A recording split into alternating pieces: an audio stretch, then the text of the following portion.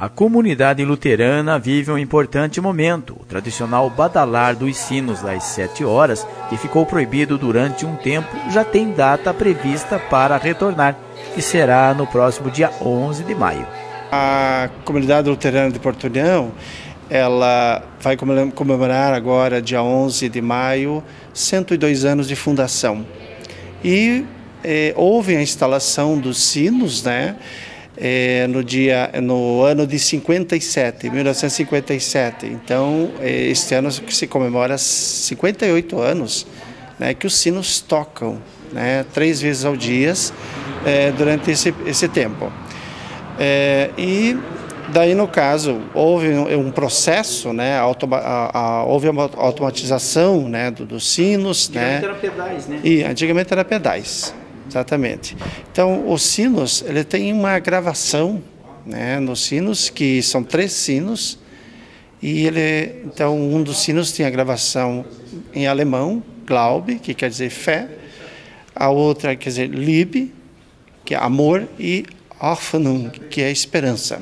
Então, esses sinos eles tocam, né, que anunciam a glória de Deus, né, através desse badalar.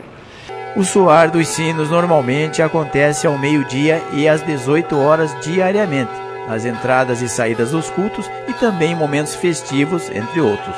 Mas apesar de ser um rito religioso, algumas pessoas se sentiram incomodadas com o barulho, levando então à interdição pela justiça. Foi uma satisfação e uma honra, né, poder trabalhar e representar os interesses da comunidade luterana.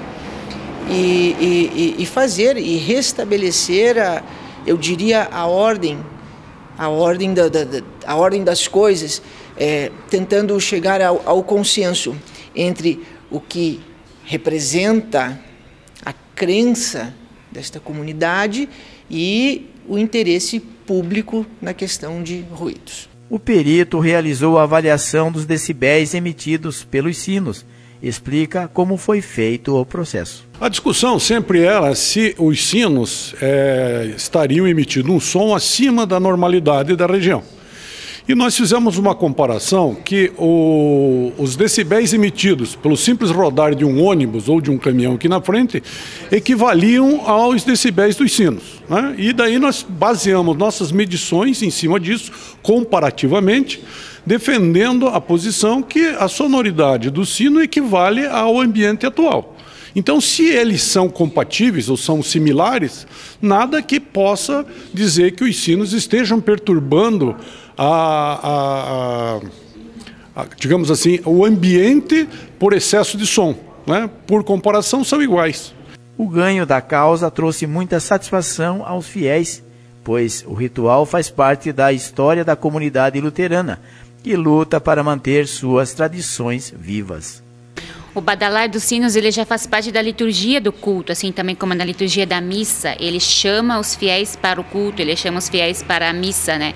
Então, todo o badalar dos sinos, a gente não deve tanto olhar pela tradição, mas sim pelo significado. Por que o sino badala? Por que ele toca? Às 6 ou 7 da manhã, para anunciar um novo dia que está chegando, né? Ao meio-dia, para anunciar a pausa, às 18 horas, para anunciar que o dia está terminando.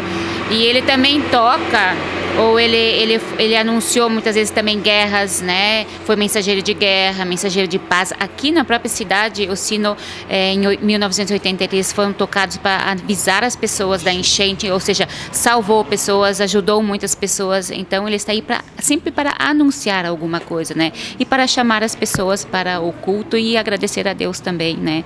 Por mais um dia de vida, por mais um dia de culto. Para isso que serve o sino. Muito importante que agora vamos começar de novo no aniversário da comunidade Pentecostes, aí dia 11 de maio, quando ela completa seus 102 anos.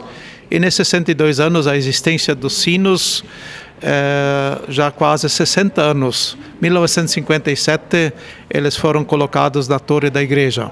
E desde lá, então, eles estão avisando o povo, as famílias, que 7 horas é 7 horas da manhã, meio-dia e às 18 horas da tarde. Toda manhã às 7 horas. Então acorda a metade da população, talvez. E para muita gente esse sino fez muita falta, porque chegava aquela horinha, eles esperavam. Ao meio-dia a criançada sabia que precisava voltar para casa, porque já era a hora do almoço, né, e de ser servido.